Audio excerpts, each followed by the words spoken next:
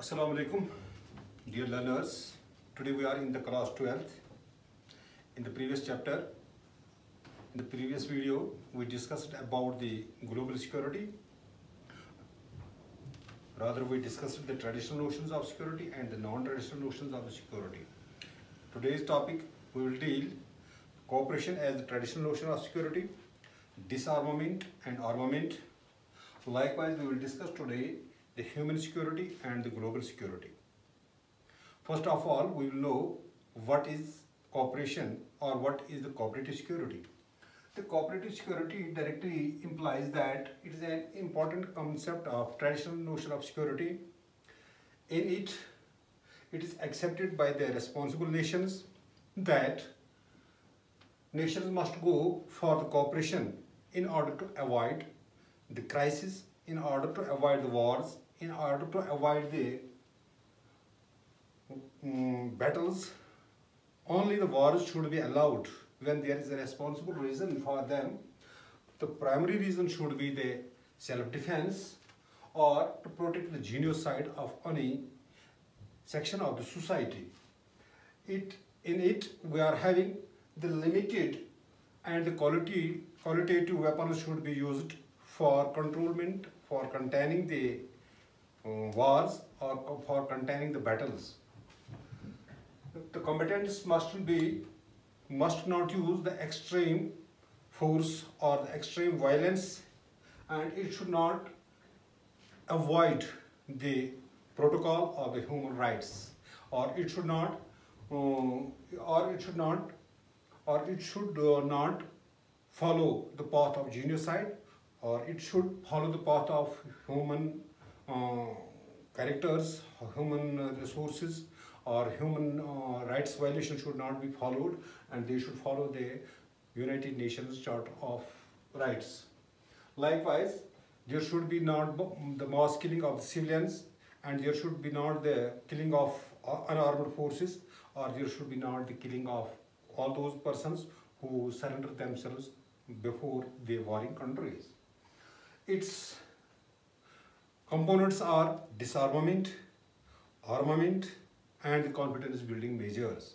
The disarmament here refers to the elimination of the total existing weapons and to regulate or control the offensive or destructive weapons as a means for protection, as a means for preventing the war or international relations.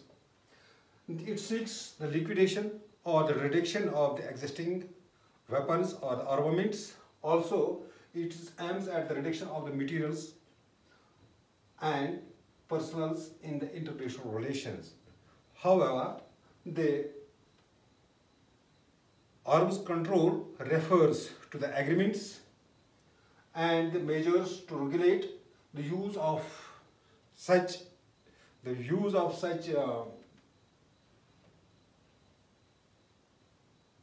armaments which are permitted by the international law. Likewise, it is agreed and is a desired regulation of the future production of armaments, in which there is the aim is the control of arms for preventing the humanity from destruction. Other objective or other element of the security is human security. The human security refers to the freedom from threats and the protection from the threats. As we know that protection of individual and communities is the aim of the human security, as the security of the state does not always mean that it is the security of the humans. As we have seen that some governments have used brutal forces to suppress the movements within their own countries. As such, several people were killed by their own governments. Likewise, thus it also refers to the security of the individuals and the security of the communities rather than the security of the state. Likewise, we are having the global security. The global security emerged during the 1990s when there was the Gulf War, when there was the Operation Desert Storm, or when there was the attack on the US Parliament or US Congress. Likewise, in its response, some other issues like the global warming, like this terrorism, health epidemics. The health epidemic nowadays, we are talking about the COVID-19. The COVID-19 has spread all over the world, and it has claimed the near about 6,000 lives, 6 lakh lives so far, and more than 1 crore people are affected by this virus. So this is not the task of only a single country to control this, or this is not the task of, this is not the responsibility of a single nation to control such epidemics. It needs it needs the cooperation at the global level in order to mitigate, in order to suppress, in order to stop this spread of this virus, or spread of global warming, the production of human rights. This whole refers to the global security. This is another notion of the human security, the global security. So talking about the global security, in global security we are seeing that there is the melting of the glaciers, there is the declination in the sea, there is the expansion of these sea levels. Rather, we see that the depletion of this ozone layer, it has become a global issue nowadays.